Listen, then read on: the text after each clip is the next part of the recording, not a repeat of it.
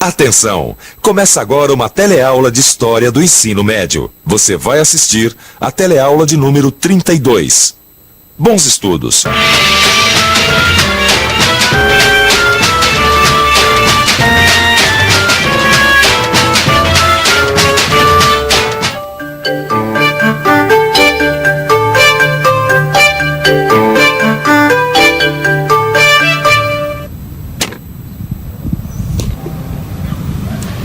Vamos fazer uma experiência com os direitos do cidadão. Olha aí, eu preguei essa placa na entrada do parque. Vamos ver o que acontece.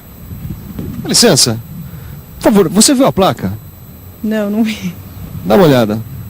É proibido entrar no parque. Então o que você achou dessa proibição? Meio ridícula, né? Como ridícula? É público o parque, como é que é proibido entrar no parque? Eu acho absurdo, né? Ridículo, porque o parque é do povo, né? Entrar no parque é um direito de todos nós, cidadãos. Para interferir nesse direito, é preciso ter uma boa razão e também autoridade para isso. No meu caso, eu não tenho razão e, como vocês viram, nenhuma autoridade. Mesmo assim, vocês perceberam como os cidadãos tiveram reações diferentes? Você vai ver o significado histórico das palavras restauração e reação, o que foram o Congresso de Viena, a Santa Aliança e os 100 dias de Napoleão. E o conflito dos conservadores contra os liberais na Europa restaurada. Pronto, o direito do cidadão de entrar no parque foi restaurado. Agora nós podemos começar a nossa teleaula. Nas últimas teleaulas nós tratamos de revoluções. Americana, francesa, industrial, das colônias ibéricas na América. Hoje nós vamos ver a reação que essas revoluções provocaram. A primeira delas foi a restauração das monarquias. Restauração é o restabelecimento de uma situação histórica vivida anteriormente, quer pela recuperação da independência de uma nação, quer pela volta ao poder de um regime ou de uma dinastia.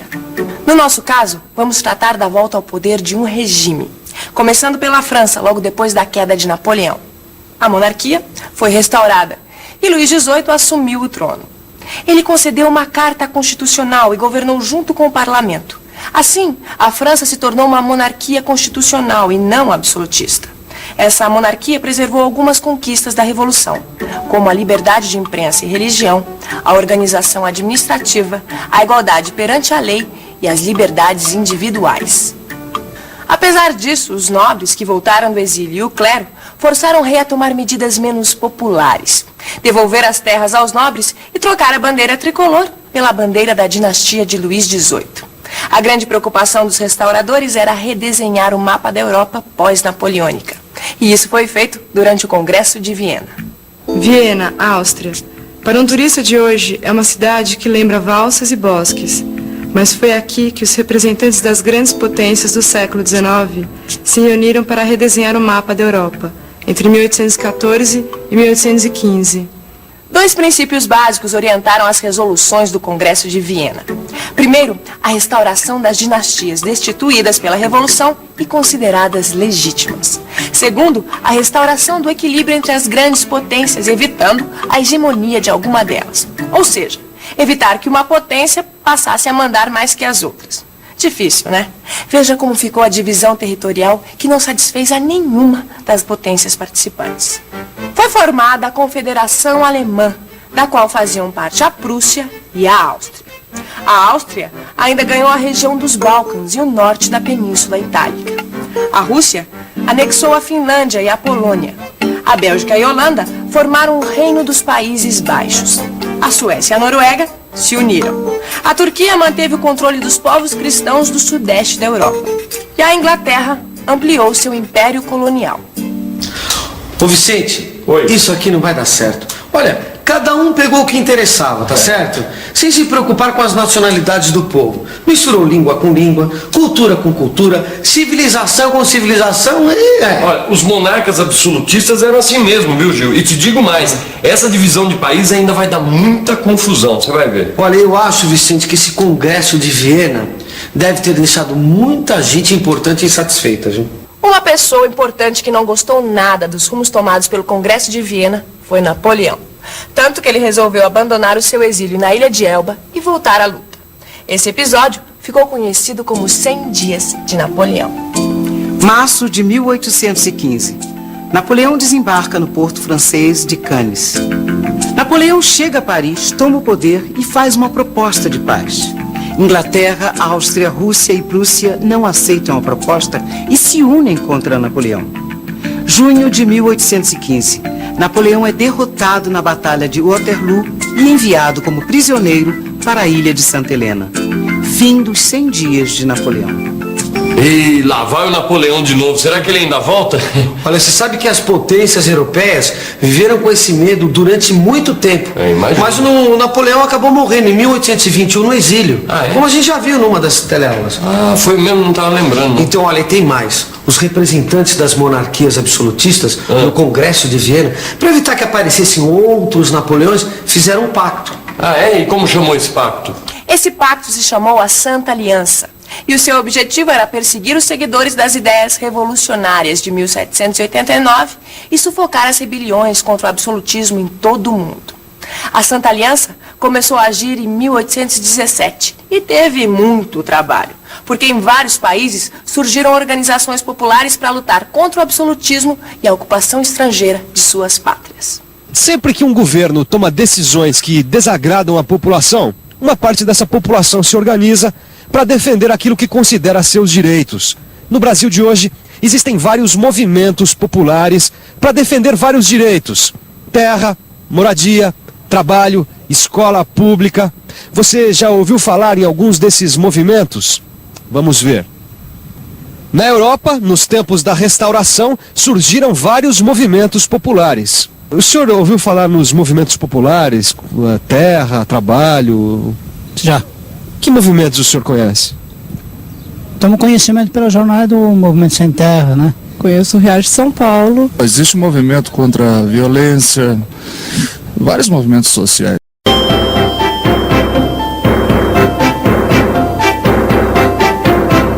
França durante a Segunda Restauração, 1815-1830. A França está perdida. Desde que Napoleão caiu e Luís XVIII reassumiu o trono, nós voltamos às fronteiras que tínhamos em 1789. E ainda pagamos uma indenização em ouro. E ainda por cima, os aliados ocupam o nosso território. Nós precisamos fazer alguma coisa. Mas isso não é nada perto do que está acontecendo agora. O rei Carlos X está desencadeando um verdadeiro terror branco. Os aliados dele, os ultra-realistas, estão perseguindo os liberais, partidários dos princípios revolucionários e bonapartistas. Só os nobres têm vez. Nós estamos perdidos. Talvez não. Não é só aqui na França que os patriotas liberais lutam contra o antigo regime. Acabo de voltar de uma viagem e tive contato com os carbonários da Itália, com o movimento jovem polônia que luta contra a ocupação da Rússia e da Prússia, e com os rebeldes da Irlanda, que lutam contra a dominação dos ingleses. Mas a Inglaterra nem ao menos faz parte da Santa Aliança? Não faz porque a Santa Aliança contraria os interesses dela, mas é tão opressora contra as outras. Olha, tem uma coisa que eu queria entender direito. A posição da Inglaterra nessa história toda. Porque, olha, uma hora ela é a favor das grandes potências europeias, outra hora ela é contra, que é o caso da independência das colônias espanholas e portuguesas aqui na América, que os ingleses apoiavam. Não, inclusive existe um texto aqui, ó, de um historiador inglês chamado Eric Hobsbawm, que pode explicar isso aqui direitinho, quer ver? Ah, então vamos ver. Vamos lá. Os ingleses estavam satisfeitos. Por volta de 1815, eles tinham obtido uma vitória mais completa do que qualquer outra potência em toda a história mundial, tendo emergido dos 20 anos de guerra com a França como a única economia industrializada, a única potência naval e, virtualmente, a única potência colonial do mundo. Única potência colonial, Vicente? Exatamente. E a Espanha, como é que ia? Isso que a gente vai ver agora. Você está lembrado que Napoleão tinha invadido a Espanha e Portugal, né? O rei de Portugal fugiu aqui para o Brasil. E o rei da Espanha foi preso. E durante a ocupação, os espanhóis criaram movimentos de resistência. Até 1812, os espanhóis promulgam, isto é, publicam oficialmente uma Constituição. 1814, a Espanha se liberta. Fernando VII assume o trono e é obrigado a prometer obediência à Constituição. Mas ele não cumpre a promessa e abole a Constituição. Usa a Inquisição para perseguir seus adversários liberais. 1820, um regimento que se preparava para ir sufocar os movimentos de independência das colônias da América, se rebela contra o rei, que acaba aceitando a Constituição de 1812. 1822, Fernando VII solicita ajuda à Santa Aliança. Tropas francesas esmagam o movimento liberal e reforçam o absolutismo. Ô Vicente, Oi. olha, agora eu tô entendendo o que é reação. Mas reação é uma coisa simples. Ó, Opa, que isso? tá vendo? Reação é isso. Eu te ataco e você reage. Não é nada tão complicado. Não. O que eu tô querendo dizer é o seguinte, reação na história é uma palavra que tem muito mais profundidade. Não, ó, vamos ver no dicionário aqui. Então vai. Reação. Tá aqui, ó. Sistema político extremamente conservador, contrário às ideias que envolvem importantes transformações político-sociais. É isso aí. No caso dos movimentos revolucionários do século XIX, a reação sempre vinha na forma da restauração das monarquias absolutistas. É isso. Um dos países que mais se modificaram na época da restauração foi a Itália. Durante a ocupação por Napoleão, a Península Itálica foi dividida em 2 reinos, Nápoles e Itália. Depois do Congresso de Viena, houve uma nova divisão. O reino do Piemonte foi governado pela Casa de Saboia. O Papa assumiu o governo dos Estados Pontifícios. O reino lombardo-vêneto foi ocupado pela Áustria. E os grandes ducados de Toscana, Parma e Módena foram governados por príncipes austríacos. Península Itálica por volta de 1831.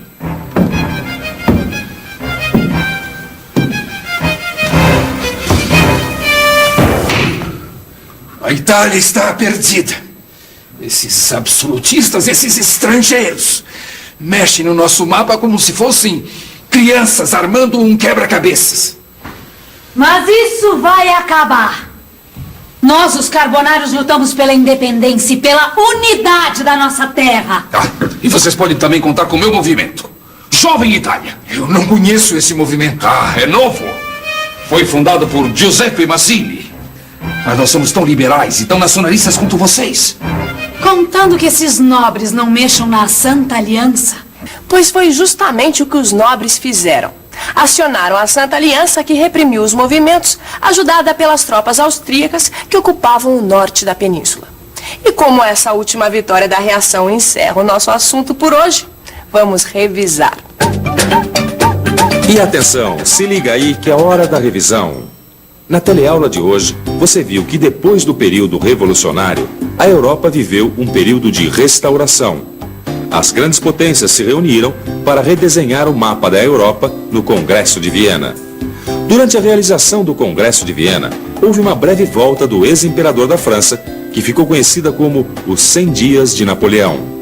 Para evitar novas revoluções, as monarquias absolutistas fizeram um pacto que se chamou a Santa Aliança. Contra a restauração, surgiram na Europa vários movimentos populares que foram reprimidos com a ajuda da Santa Aliança. A história é como uma gangorra. Alguns estão no poder e outros querem tomar o poder. E quando um grupo sobe, o outro tem que descer. Será que algum dia a humanidade vai chegar ao equilíbrio, quando todos poderão exercer livremente seus direitos e deveres? Até a próxima teleaula.